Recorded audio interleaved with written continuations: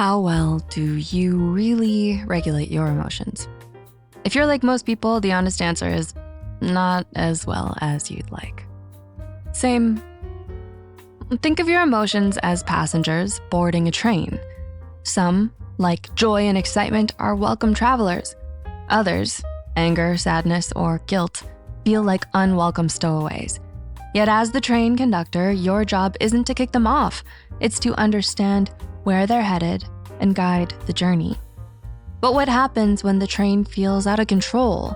When emotions pile up, derail your focus, or keep circling back? If you've ever felt stuck in a loop of emotional torment and burnout, you need to know about the process model of emotion regulation. It helps explain how we experience emotions and why we sometimes get stuck instead of moving through them. To help you process your emotions better, let's break down the stages and explore the critical stages where most people hit a wall. Stage 1, situation selection. The first step to getting your emotions in check is choosing your emotional environment. It's like setting your train schedule, deciding where to go and when. For this, you will need emotional awareness and understanding. What am I feeling? And why do I feel this way? Once you understand this, you can make better, more informed choices for your emotional well-being. For example, if being around a certain friend always leads to drama, you might opt to spend less time with them. Sounds simple, right? But it's not always an option. A lot of times life throws you into situations you can't control, which leads us to stage 2. Stage 2, situation modification. Let's be real, you can't always control life's curveballs. You can't stop a family member from saying something upsetting, nor can you erase a tough day at work. But you can control how you react in the moment. That's the power of modifying your environment. It gives you a sense of agency when things feel overwhelming. For example, imagine you're at a family dinner and a tense topic comes up, something you know always causes arguments.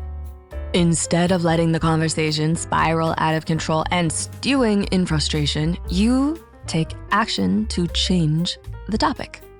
When you come home from a stressful workday, rather than trying to forget about it with some mindless TV, take a few minutes to declutter your space. It's amazing how a tidy room can create a clearer mind. Think of this step as adjusting your train's tracks. Situation modification isn't avoidance. It's about making intentional changes to ease emotional pressure and actively engage with your feelings. Stage 3, attentional deployment. Okay, so at this stage, you're dealing with a powerful urge to either focus or distract yourself from your emotions. Imagine you've just had a heated argument with a friend and you're pissed. You walk out and try to do things to distract yourself and avoid the discomfort. Maybe you talk to another friend, pretending everything's fine, or just lock yourself in your room for a while and do random things. Or you might do the opposite and fixate on your anger and ruminate on it, ranting to anyone who will listen. You block them on all social media, but not without sending a long rant about how your friendship is over. Do either of these sound familiar?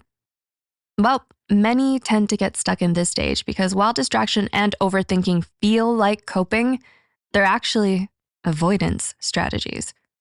Instead of learning how to process your emotions, you either ignore them, intellectualize them, or blow them out of proportion. I know, me too. Instead, let's try mindful attention. Name the emotion. I'm frustrated. Feel it without judgment. This frustration feels like tension in my chest. Let it move through you, like a passenger getting off the train at their next stop. This step is uncomfortable, but essential.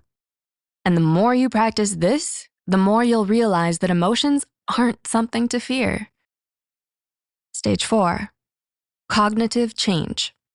Once you've allowed your emotions to just be present, it's time to reframe how you think about the situation. So let's say you've had a rough day at work and feel defeated. If you let your thoughts spiral, you might start thinking, I'm not good enough, or I always mess up. These thoughts can trap you in a cycle of negativity. We don't want that. Instead, cognitive change is about taking a step back and rethinking those thoughts. For example, instead of focusing on the mistakes, you could remind yourself, I learned something today, and that's progress. Or maybe, this wasn't my best day, but I've handled worse before. This step is like changing the route of your train. Instead of letting it stay on a track of defeat, you shift a direction toward a healthier, more empowering perspective. You're not ignoring the negative. You're just choosing to see the bigger picture and highlight the growth and opportunities within the experience. You can do that. Stage 5, response modulation. Finally, you're at the stage where the emotion you've been processing needs to be expressed.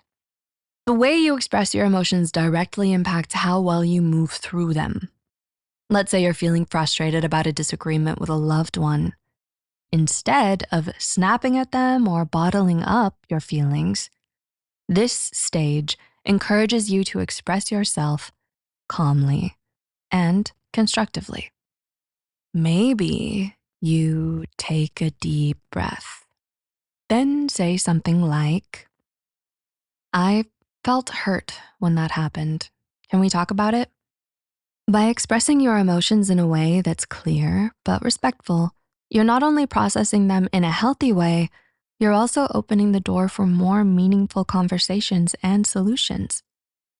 This stage is about letting your emotions guide your actions without letting them control you.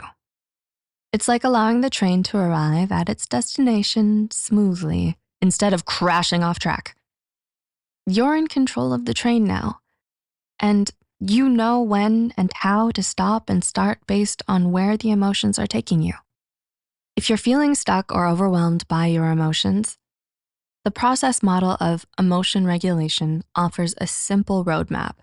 It's a process that takes practice, but the more you engage with your emotions, the more in control you'll be.